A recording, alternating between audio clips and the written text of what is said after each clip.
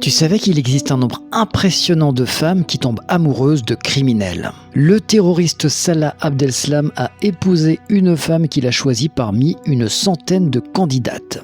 Eh bien, sache qu'on a donné un nom à cette anomalie. Ça s'appelle hybristophilie ou phénomène Breivik du nom de ce psychopathe. Je te donne la définition. L'hybristophilie consiste littéralement à aimer celui qui commet un outrage ou un crime.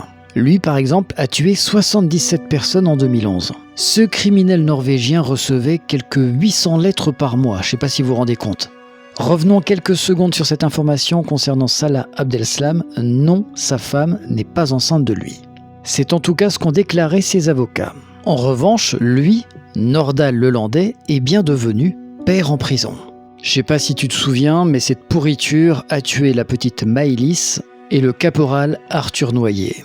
Alors déjà, commençons par le commencement. Comment ça se fait qu'il a trouvé une femme ? Depuis son incarcération, Nordahl Lelandais a reçu plusieurs lettres de femmes. En 2022, il avait été surpris au parloir de la prison de Saint-Quentin-Fallavier en train d'avoir une relation sexuelle avec la mère de son futur enfant, âgé d'une trentaine d'années.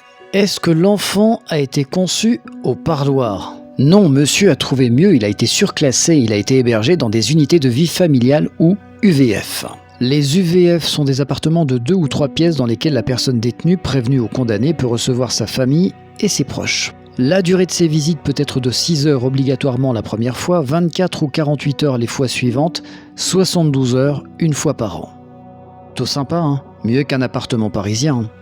Et sinon, aux États-Unis aussi, le phénomène est bien connu, les femmes tombent amoureuses des tueurs en série. Le plus connu, c'est Charles Manson. Ici, Ted Bundy qui a tué plus d'une trentaine de femmes. Enfin bref, je vais pas tous vous les faire, j'ai envie de vomir. La seule bonne nouvelle de cette vidéo, c'est que maintenant vous pouvez mettre un mot sur des mots.